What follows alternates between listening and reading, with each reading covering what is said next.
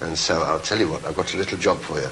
Would you like to take this Jim will fix it badge to my friend there, and then he can put it on himself? Okay then, and you'll do that. Over there.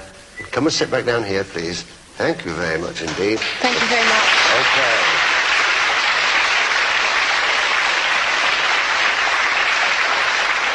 And what can we say after such a super... The fella could get used to all this, as it happened to you, they could get used to it. So, ladies and gentlemen, all we can say is good night from all of us here on top of the pops. And it's... Turn around, look at the ladies and gentlemen. Now, you see this young lady, sir? She wishes that she could help you with one of your paintings. Good idea. Do you think I may leave her in your charge? Safely leave her in my...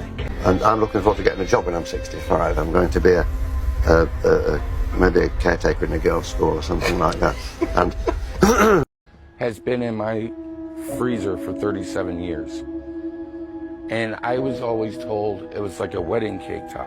Adam Smith had been living in this apartment, taking care of his mother who passed away from cancer just days ago. He showed us a photograph of a wrap box that was in his freezer. He said his mother kept it inside their freezer for decades and told him to stay away from it. He opened it after she passed away. There was a pink blanket, baby blanket, and when I reached down and touched it, and I could feel a foot, and I could see the baby's head with hair was still attached to it. He's distraught thinking about the possibility that that child may have been his sister and what his mother may have done.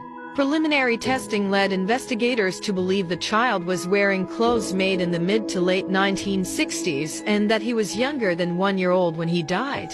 The baby was never legally named, police say. Just wondering how you're going to be, at 9:30 tomorrow morning. Are you prepared? I'm prepared. I'm all right. I'm all right with it. This was Eileen Wernes. She was on death row, and this interview was the day before she would be unalived. She had unalived several men in her life. She claims she acted in self-defense, and that the cops knew what she was doing, but allowed her to continue to get her in trouble. Let them know that I know that the cops knew who I was after Richard Mallory. I left prints everywhere, and they covered it up. And let me arrest those guys to turn me into a serial killer. I know they did, because I was no professional. Eileen also claims that during her time in prison, she was messed with constantly by police and correctional officers to make her appear as crazy, so no one would believe her story.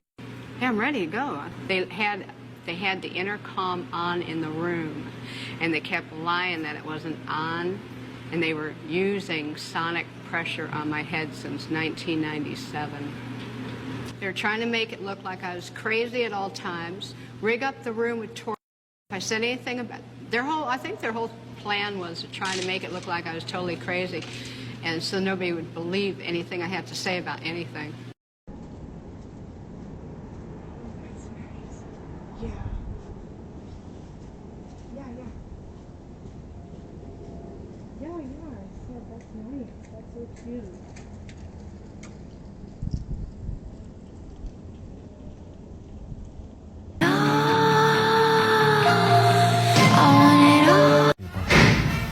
Why did you kill those people?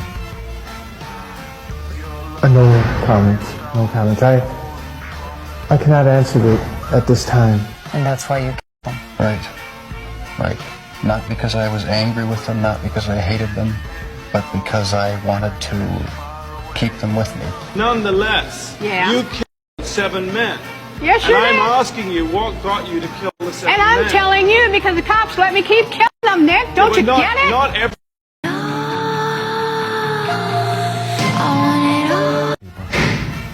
Why did you kill those people? No comments. No comments. I cannot answer it at this time. And that's why you killed them? Right. Not because I was angry with them, not because I hated them, but because I wanted to keep them with me. Nonetheless, you killed 7 men. Yes, you did. did. And I'm asking you, what got you to kill the 7 men? And I'm telling you because the cops let me keep killing them, Nick. Don't you get it? Not every...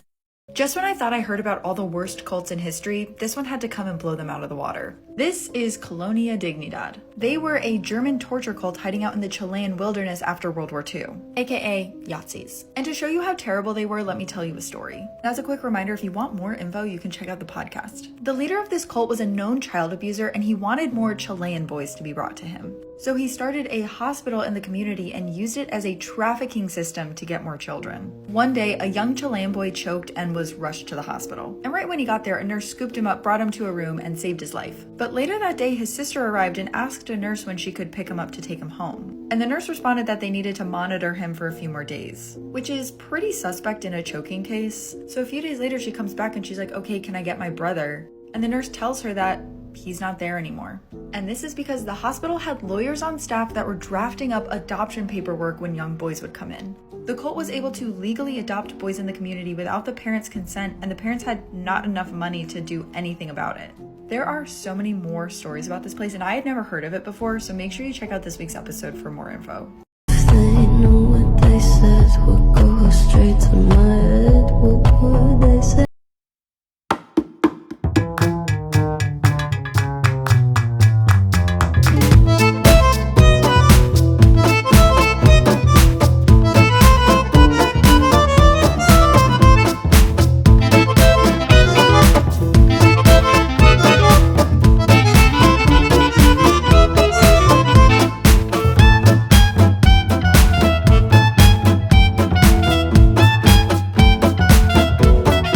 Have you killed?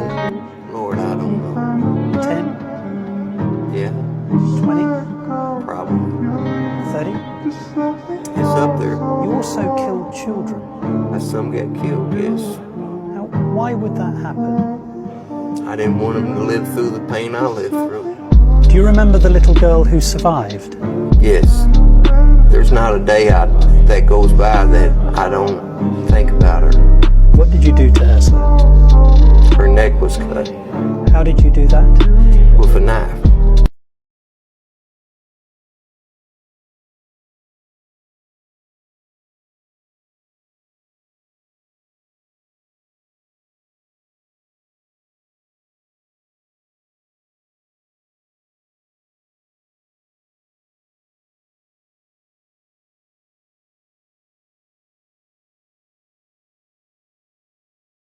Decide to kill your mother? I decided the day I did it. And the method you chose was what? Beating her to death. And you beat her to death with what? Sledgehammer. You murdered your own son? Yes, I did. Why did you do that? He was a sacrifice. I was to murder 3 million people on the planet Earth. And he was a sacrifice to see if I could murder one of my own. At the end of murdering all the people on Earth, I was going to murder my own family and then take my own life and become God. What do you think of the death penalty? I'm opposed to it. The state has no right to take your life, but you can murder other people? I don't think anyone has the right to take a life. Except you? When I'm under hallucination, I do. These voices from God, these hallucinations, do you still experience them? Yes, I do. Often? Often. Do you ever feel violent? Yes, I do. What do you feel like doing? Killing people. You still feel like killing people? Yes. Describe the feeling that you get when you feel like killing people. Well, last March 11th, I was hallucinating, and I took a razor blade and I cut a man's throat. Here in the hospital? Here in the hospital. Do you think you'd murder me, Joe? Yes. That's gruesome, Joe. That's horrible. Yes, it is. And you don't blame me if I say I hope you never get out of this place. I hope I never do either. I have sex with a man. 19 years you have sex with a man? With a man. Does that make you gay? No. Why not? I'm not a gay. What are you then, a man? I'm daughter, a man. Right, you're the man. But what about the man that gets fucked? What's he? He's a woman. He's a woman? Yeah, a very woman. I'm telling him, you must wash my clothes. He do it. I give him bread, food. I give him a bed. And I wash them, he's all right. So do you have a lady in here now, a lady boy in here now? I have one. How long have you been with that one? 3 weeks. 3 weeks. Do you change regularly, yeah? Yeah, I change, yes. You just walk up to them and you go, you will be my wife? Yes, she comes sleep by me, by my bed. If they don't do that, what happened? Kill them. Do you ever feel violent? Yes, I do. What do you feel like doing? Killing people. You still feel like killing people? Yes. Describe the feeling that you get when you feel like killing people. Well, last March 11th, I was hallucinating, and I took a razor blade and I cut a man's throat. Here in the hospital? Here in the hospital. Do you think you'd murder me, Joe? Yes. That's gruesome, Joe. That's horrible. Yes, it is. And you don't blame me if I say I hope you never get out of this place. I hope I never do either.